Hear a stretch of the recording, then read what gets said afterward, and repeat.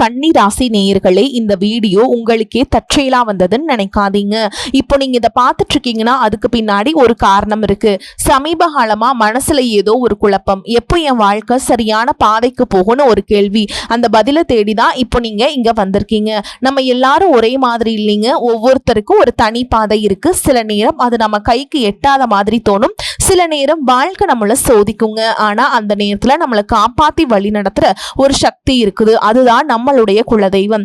பல தடவை கடைசி நிமிஷத்துல விஷயங்கள் சரியாக இருக்கலாம், அது எல்லாம் சும்மா இல்லைங்க. அதுக்கு பின்னாடி குலதெய்வ அருள் தான் காரணமா இருக்கு. இந்த கன்னிராசி பலன்கள் உங்களுக்கு உண்மையிலேயே வேலை செய்யணும்னா இந்த நிமிஷம் ஒரு சின்ன விஷயம் செய்யுங்க. கமெண்ட்ல உங்க குலதெய்வத்துடைய பெயரை எழுதுங்க, மனசார எழுதுங்க. அந்த நம்பிக்கை தான் இந்த பலனோட சக்தி. இன்னும் நம்ம சேனலை சப்ஸ்கிரைப் பண்ணலன்னா மறக்காம சப்ஸ்கிரைப் பண்ணிக்கோங்க. அப்படியே பக்கத்தில் இருக்கிற பெல் ஐக்கானையும் பிரஸ் பண்ணிக்கோங்க. வாங்க வீடியோக்குள்ள போலாம். அன்பான கன்னிராசி நேயர்களே, உங்களுடைய வாழ்க்கையில இனி வரக்கூடிய காலங்கள்ல எந்த மாதிரியான மாற்றங்களை எல்லாம் கொண்டு வரப்போகுது? உங்களுடைய தொழில், பணவரவு, திருமணம், குடும்ப வாழ்க்கை, காதல், படிப்பு, உடல் நலம் மற்றும் மனநிலை எப்படி இருக்கும்? கிரகங்களினுடைய பார்வை மற்றும் இயக்கம் உங்க வாழ்க்கையில எந்த மாதிரியான மாற்றங்களை கொடுக்க போகுது? இதுவெல்லாம் உங்களுக்கு சாதகமா இருக்குமா, இல்ல எந்த இடத்துல நீங்க கவனமா இருக்கணும் அப்படிங்கிற உங்களுடைய எல்லா கேள்விகளுக்கும் தெளிவான பதில்களை தெரிஞ்சுக்க இந்த வீடியோவை முழுசா பாருங்க. புதனை ராசி அதிபதியாக கொண்ட கன்னிராசி, உத்திர நட்சத்திரம் 2ஆம் பாதம், 3ஆம் பாதம், 4ஆம் பாதம், அஸ்த நட்சத்திரம், சித்திரை நட்சத்திரம் 1ஆம் பாதம், 2ஆம் பாதங்கள்ல இருக்கவங்களுக்கு பணியில் இருந்து வந்த பிரச்சனைகள் குறையும். வெளியூர் மற்றும் வெளிநாடு தொடர்பான பயணங்கள் கைகூடும்.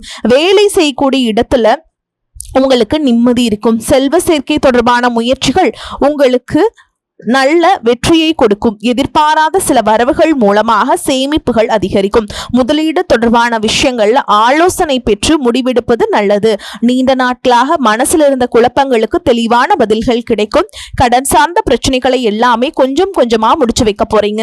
தாய் மற்றும் தந்தை வழி உறவுகள்ல சின்ன சின்ன பிரச்சனைகள் வந்தாலும் எல்லாரையும் அனுசரிச்சு போறது உங்களுக்கு சிறப்பான பலன்களை கொடுக்கும்.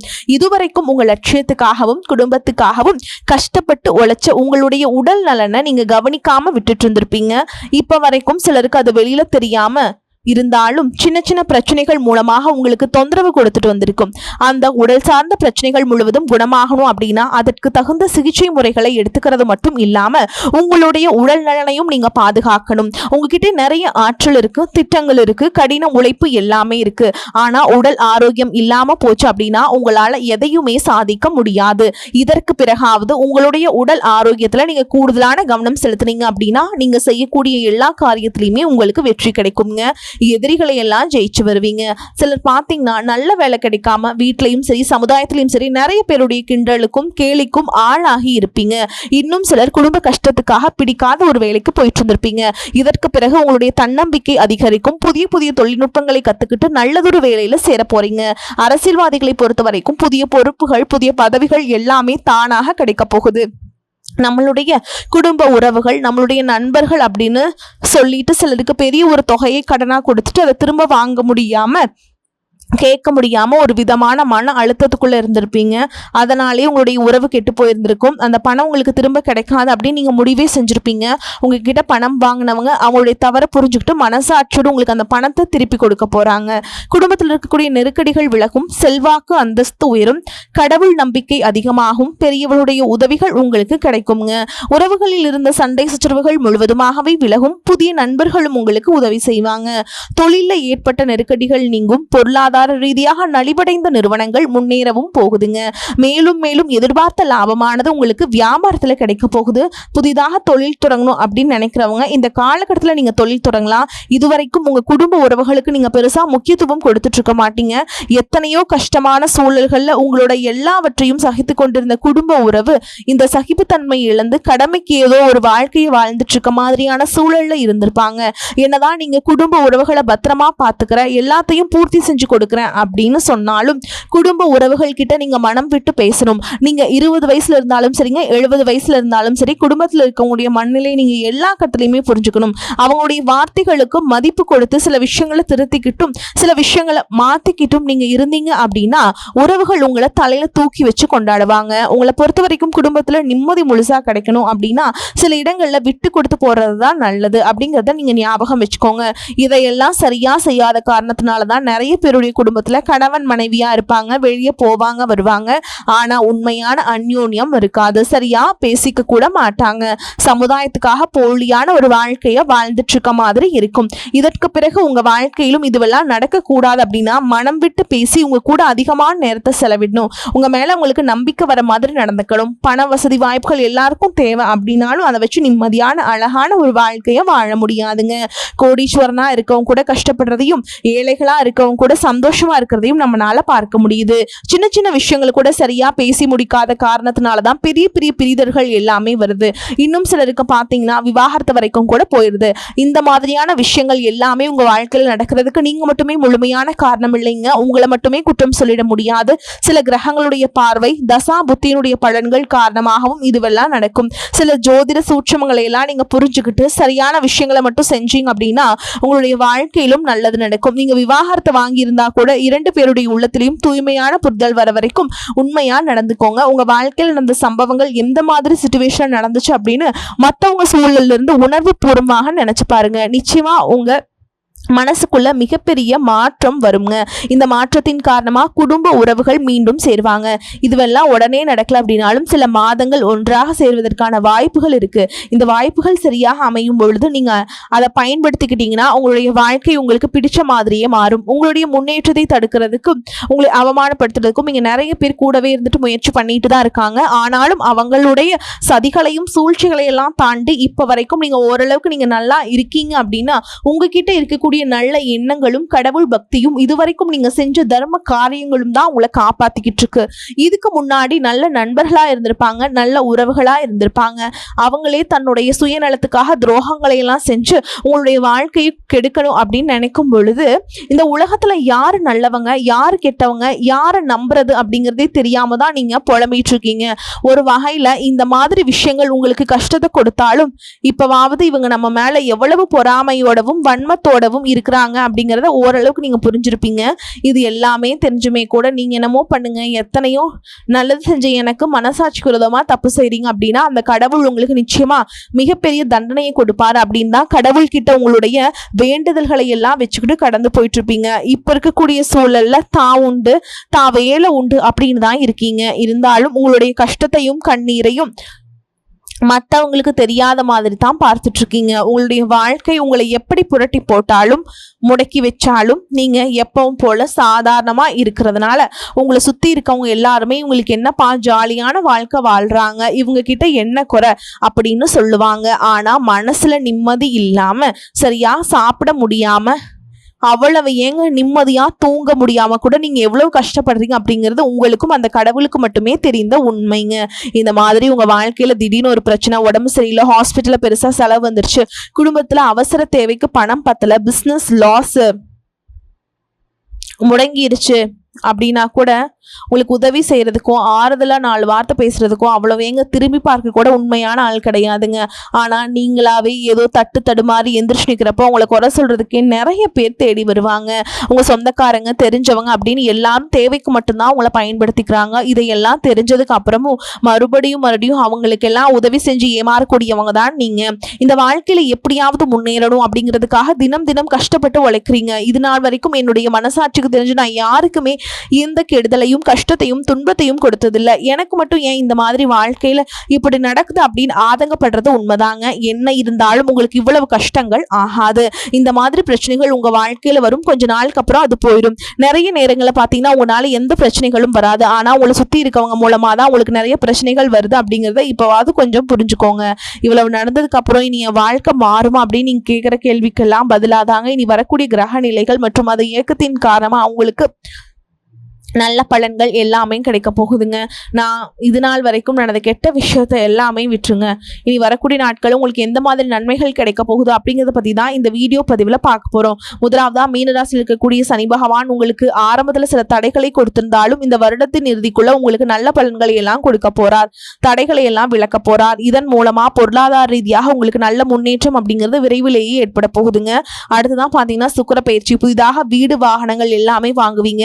ஆரம்பத்தில் பொருளாதாரத்துல ஏற்ற இறக்கங்கள் இருந்தாலும் இந்த வருடத்துல முடியும் பொழுது குறிப்பிட்ட அளவுக்கு நீங்க சொத்து சேர்த்து வச்சிருப்பீங்க. குரு பகவான் மிதுன ராசியிலிருந்து தன்னுடைய உச்ச ராசியான கடக ராசிக்கு வந்திருக்காருங்க. இதனால கஜகேசரி யோகமும் உண்டாயிருக்குங்க. இந்த நேரத்துல உங்க நிதி நிலைமை ரொம்பவே முன்னேற்றமா இருக்கும். குழந்தை பாக்கியம் இல்ல அப்படின்னு கவலைப்பட்டு இருந்தவங்களுக்கு நிச்சயமா குழந்தை பாக்கியம் உருவாகும். அவங்களுடைய உடல் நலன்ல எவ்வளவு பிரச்சனைகள் இருந்தாலும் அதையெல்லாம் சரி செஞ்சு இந்த பாக்கியத்தை அடைய போறீங்க. குடும்பத்திலையும் மனதிலையும் மிகப்பெரிய மகிழ்ச்சி நிரந்தரமா இருக்க போகுதுங்க. படிக்கக்கூடிய மாணவர்களுக்கும் கல்வி ரொம்பவே சிறப்பாக இருக்க போகுது. அடுத்ததான் நவம்பர் மாதத்தில் ஏற்படக்கூடிய ராகுகேது பயிற்சியில குடும்பம் மற்றும் தொழில திடீர் மாற்றங்களும் திருப்பங்களும் ஏற்பட போகுது. நீண்ட நாட்களாக நிறைய பேர் உடல்நலம் சார்ந்த பிரச்சனைகளை முடங்கி கிடந்திருப்பீங்க. நடக்கிறதுக்கே ரொம்ப சிரமப்பட்டு இருந்திருப்பீங்க. அந்த பிரச்சனைகள் எல்லாமே முழுவதுமாக நிவர்த்தியாக போகுது. கடந்த காலகட்டங்களில் உங்களுக்கு நல்லதொரு வேலை கிடைச்சிருக்காது. குடும்ப கஷ்டத்திற்காக குறைவான சம்பளத்துல பிடிக்காத வேலையை செஞ்சுட்டு இருந்திருப்பீங்க. உங்களை பொறுத்த வரைக்கும் பிஏ முடிச்சிருப்பீங்க, டிகிரி படிச்சிருப்பீங்க. சில பேர் தன்னுடைய கல்வி தகுதிக்கு சரியான வேலை கிடைக்கல அப்படின்னு ரொம்பவே ஆதங்கப்பட்டு இருந்திருப்பீங்க. வரக்கூடிய நாட்களை நீங்க சரியான முயற்சிகளை எடுத்தீங்க அப்படின்னா அரசாங்க வேலைக்கு நீங்கள் முயற்சி பண்ணாலும் உங்களுக்கு அரசாங்க வேலை கிடைக்கும். பேங்க் வேலையோ ஐடி வேலையோ இல்லை தனியார் நிறுவனங்களில் உங்களுக்கு மனசுக்கு பிடிச்ச மாதிரி நல்ல வருமானத்தோடு வேலை கிடைக்கக்கூடிய சூழலும் இருக்கு. மேலும் கணவன் மனைவிக்கிடையே பார்த்தீங்கன்னா நல்ல அந்யோன்யம் இருக்க போகுது. இது வரைக்கும் இருந்த மன கஷ்டங்கள் எல்லாம் நீங்கி ஒற்றுமையோடு இருக்க போறீங்க. சொத்து மற்றும் பிரச்சனைகள் காரணமாக நீதிமன்றத்தில் ஏதாவது வழக்குகள் இருக்கு அப்படின்னா கூட அதுவெல்லாம் உங்களுக்கு சாதகமாக மாறும். அதிலும் சொத்து விஷயத்துல சனி பகவானுடைய பார்வை உங்களுக்கு நேரடியாக இருக்கிறதுனால சில தடைகளை கடந்து வரும் பொழுது உங்களுக்கு அந்த சொத்தானது நிச்சயமா கிடைக்கும். இதுவரைக்கும் நீங்க வேலை செஞ்சிருக்கக்கூடிய இடத்துல சரியான ஒத்துழைப்பு இருந்திருக்காது. முழு ஈடுபாட்டோட வேலை செய்ய முடியாத அளவுக்கு சில பிரச்சனைகளை எல்லாம் கொடுத்துருப்பாங்க. இனி வரக்கூடிய காலங்களில் உடன் வேலை செய்யறவங்க மூலமா உங்களுக்கு நல்ல ஆதரவு கிடைக்கும். சந்தோஷமா அந்த வேலையை செய்வீங்க.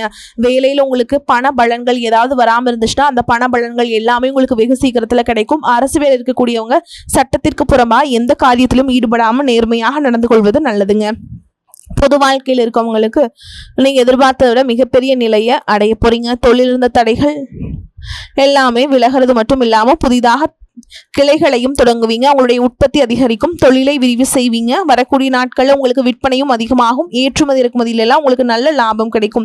நீங்க செய்யக்கூடியது சின்ன தொழிலோ பெரிய தொழிலோ அதுவெல்லாம் உங்களுக்கு நல்ல வளர்ச்சியை கொடுக்கும் அப்படிங்கிறத நீங்க ஞாபகம் வச்சுக்கோங்க. இனி வரக்கூடிய காலங்களில் எல்லாமே உங்களுடைய கனவுகளை நிஜமாக்கக்கூடிய நாட்களா இருக்க போகுது. குடும்பத்துல முன்னேற்றமும் பொருளாதாரமும் கிடைக்கும் பொழுது உங்களுடைய சுய ஒழுக்கத்துல நீங்க ரொம்பவே கவனமா இருக்கணும். பேசக்கூடிய வார்த்தைகள் பழகக்கூடிய நபர்கள் எல்லார்கிட்டையுமே எந்த ஒரு இடத்துலையும் தான் அப்படிங்கிற ஒரு கர்வத்தை மட்டும் நீங்க வச்சுக்க கூடாதுங்க. மற்றவர்களை குறைவா பேசுறதோ மட்டம் தட்டி பேசுறதோ அதை காயப்படுத்துற மாதிரி பொது இடங்களை பேசிடக்கூடாது.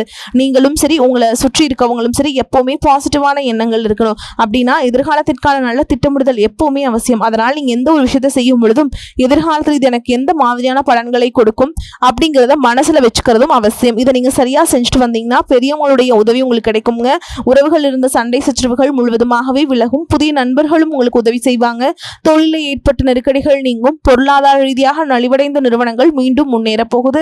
மேலும் மேலும் உங்களுக்கு வியாபாரத்தில் எதிர்பார்த்த லாபம் கிடைக்கும். உங்களுடைய புதிய சிந்தனைகள் மற்றும் நேர்மறையான எண்ணங்கள் உங்களுடைய வளர்ச்சிக்கு காரணமா இருக்க போகுது. கடந்த காலகட்டங்களில் திருமணம் பார்த்தீங்க அப்படின்னா நிறைய பிரச்சனைகளும் சிக்கலுமா இருந்திருக்கும். அதில் ஜாதகம் சரியில்லை, சொந்த வீடு இல்லை, வசதி இல்லை, பெற்றோர்கள் சரியில்லை, அரசு வேலையா இருக்கணும், இந்த மாதிரி எத்தனையோ காரணங்கள் எல்லாம் சொல்லி உங்களுக்கான திருமண தடைகள் ஏற்பட்டு இருந்திருக்கும். இன்னும் சிலருக்கு பார்த்தீங்கன்னா தெரிஞ்சவங்களாலையும் நண்பர்களாலையும் திருமணங்கள் எல்லாமே நின்று போயிருக்கும். இந்த மாதிரி இடத்துல உங்களால எந்த விஷயத்தையெல்லாம் சரி செய்ய முடியுமோ அதையெல்லாம் சரி செஞ்சுட்டு குரு பயிற்சிக்கு பிறகு நீங்க திருமண முயற்சிகள் ஈடுபட்டீங்கன்னா உங்களுக்கு மனசுக்கு பிடிச்ச மாதிரியான நல்ல வரன் அமையுங்க.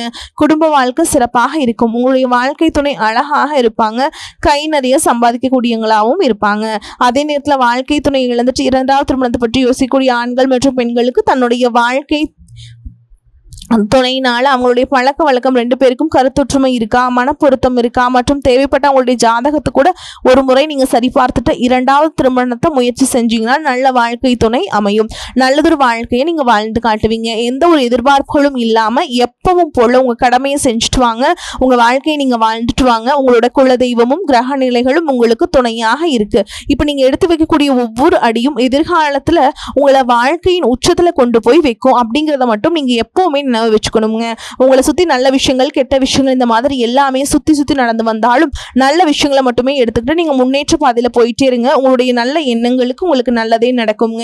உங்களை பொறுத்த வரைக்கும் பரிகாரம் அப்படின்னு பார்த்தோம்னா சனிக்கிழமைகள் தோறும் சனி பகவானுக்கு எள்ளெண்ணெய் தீபம் ஏற்றி வழிபாடு செய்யறதும் பிரதோஷ நாட்கள்ல சிவபெருமானை வழிபாடு செய்யறதும் உங்களுக்கு ஏற்றத்தை ஏற்படுத்தி கொடுக்குங்க. அதே மாதிரி நீங்க உங்களால முடிஞ்சதுன்னா ஏழை எளிய மாணவர்களுக்கு உங்களால முடிஞ்ச உதவிகளை செஞ்சுட்டு வாங்க. அதே மாதிரி ஏழை எளிய மக்களுக்கு நீங்க உணவு தானமோ உடை தானமோ கொடுத்துட்டு வாங்க. அதனால உங்களுக்கு மாற்றம் முன்னேற்றம் எல்லாமே ஏற்படும். வரக்கூடிய வாய்ப்புகளை தவற விட்டுறாதீங்க. ஏன்னா வாய்ப்புகள் ஒரு முறைதான் கதவை தட்டும். அதனால கரெக்டா பயன்படுத்திக்கோங்க. வாழ்த்துக்கள். வாழ்க வளமோடு நலமோடு. நன்றி, வணக்கம்.